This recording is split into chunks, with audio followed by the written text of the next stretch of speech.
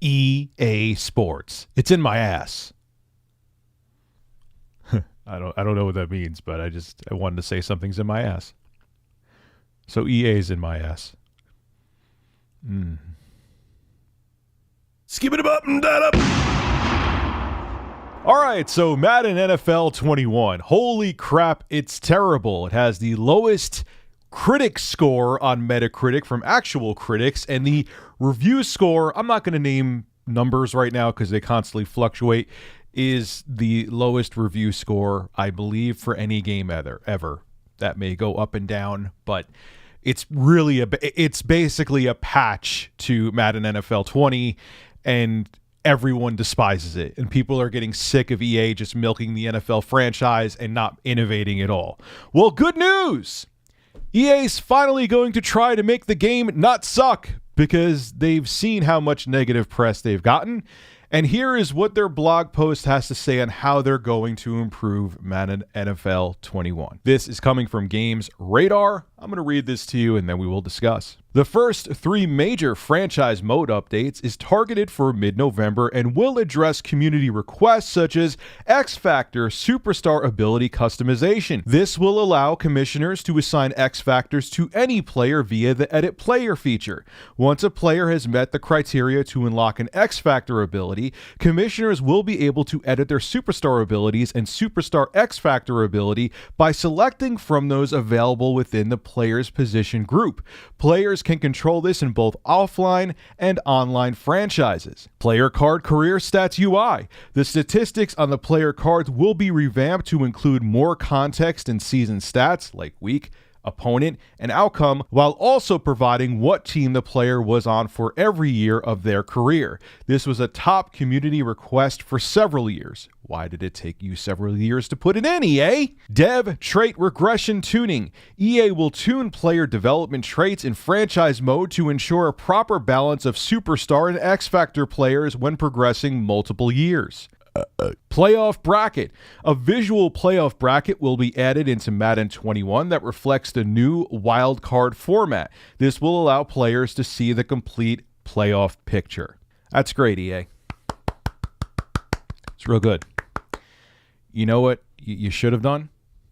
You should have waited to release the game until you put these features in. You should have waited to release the game until it actually was a new game and didn't feel like a patch for Madden NFL 20. Madden NFL 20. I'm getting so enraged right now I can't even talk. I just...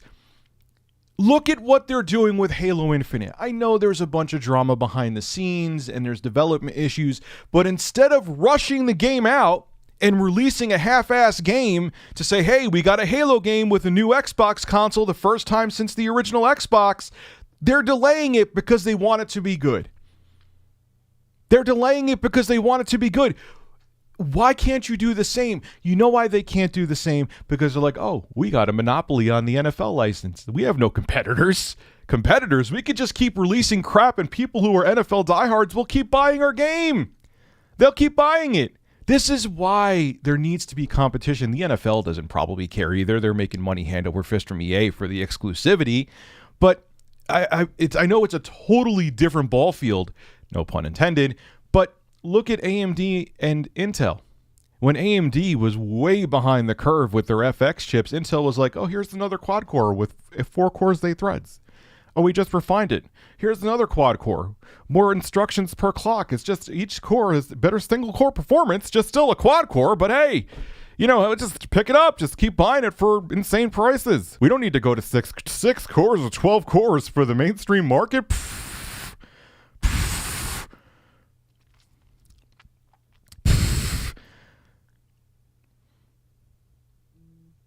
Who needs to innovate? We're Intel.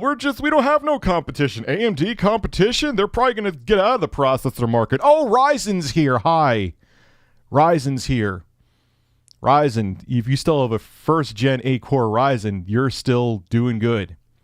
They came out with affordable 8-core chips. Hi, Intel. How you doing now? How's that 14 nanometer process coming along? What do you want? 14 nanometer plus right now? How's that going? Let me know. Not going good, huh? Yeah, competition's a bitch, huh? But this is why There can't be monopolies. You need competition, because when you don't have it, someone's like, hey, we're the only show in town, so we can make a crappy NFL game. And that's exactly what EA's doing. Look what I did again. I'm sorry. You may have been up someone's ass and I just kissed you.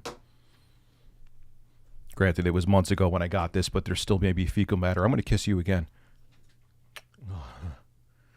I'll never make you slide on the table. I'm sorry. But EA, this is just on character for you. This is why people hate you. This is what you rather rush out a game and try to make as much money off of it as possible than put out a quality product. But what these companies don't realize in the long term, putting out quality products is more profitable than just rushing something out to meet a quarter. But you know what? The people who are in charge right now, they just care about their bonuses. If the company crumbles to the ground years from now, they don't care about long-term profitability. They care about their shares inflating. That's it. This is Rich of Review Tech USA signing out.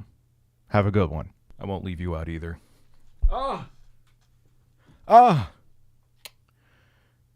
Maybe there's a turd on him too.